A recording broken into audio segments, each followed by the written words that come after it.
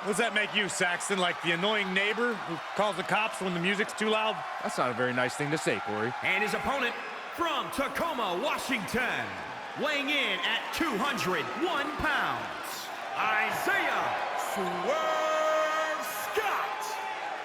The unmistakable swag of Isaiah Swerve Scott on display. Byron, he has the talent to back it up. Saxton, why don't you learn from Swerve Scott? This guy is cool, man. Everything about him is cool.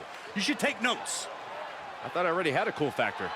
And here we have a superstar who's been grinding his teeth at the Performance Center as of late. Yeah, a consistent work ethic is what you're talking about, Michael. He's not someone who will rest on his laurels. He never has been, and that dedication is what puts him in position to win tonight. And if you want high-flying trouble, look no further than this man, Isaiah Swerve Scott. He's one of the most gifted, agile, and unpredictable competitors on the roster.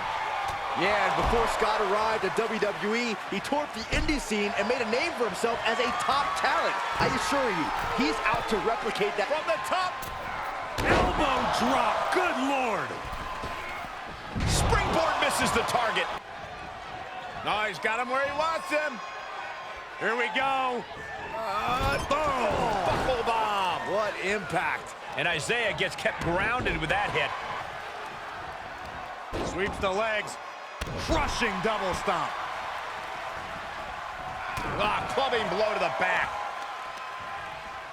Pulls in the arm. Wow, side suplex.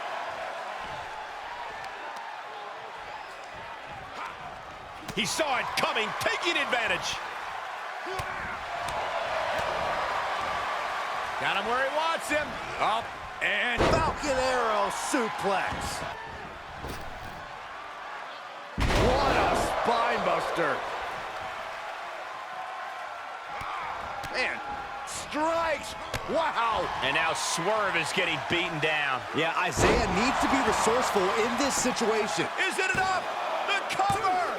Oh, and a near fall. he's begging him to get up so he can put him back down.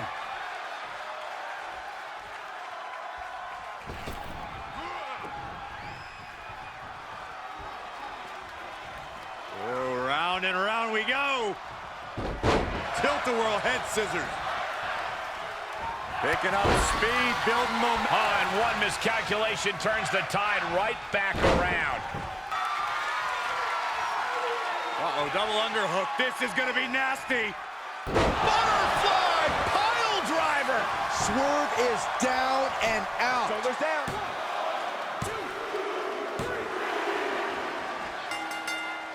An impressive win here tonight, but don't forget he now has to face Keith Lee.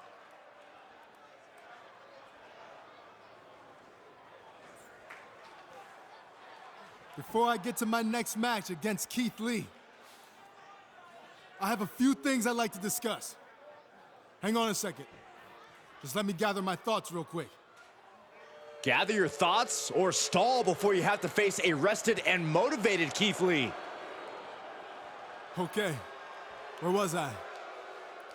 Like any top superstar would, I did my homework on Keith Lee in preparation for tonight's match.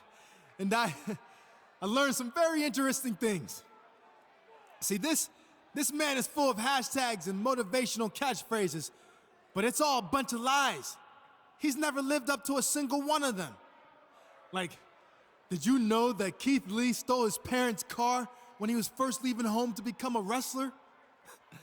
I guess Grand Theft Auto is the true definition of limitless. Speaking of Keith's parents, turns out they didn't even want him to get into wrestling. They wanted him to continue playing football, but instead he quit, turning his back on his team and a free education that millions would die for. I doubt any of his coaches or teammates felt like basking in his glory after that. But after reading more and more about Keith Lee's backstory, one thing became clear. This is a pattern. He's always taken the easy way out, finding people who buy into his phony persona and enable him to receive countless opportunities after failing over and over again. Like, for instance, how he failed to make the cut at the Performance Center 3 times before he was bailed out by William Regal who, to this day, continues to give him chance after chance when all he does is squander them. But this pattern really first started with Keith Lee's grandmother, who introduced him to wrestling as a young boy in Texas. While I can't go back and fix the giant mistake she made, I can put an end to it now. So Keith Lee, come on out here so I can expose you for what you really are. A fake, a liar, a failure, and soon to be Wait a second. former WWE superstar.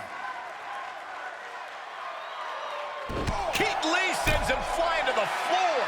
Talk about a man's family and grandmother, and this is what you get.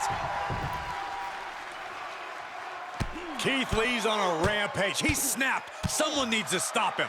If anyone can talk some sense into Keith Lee, it's NXT General Manager William Regal.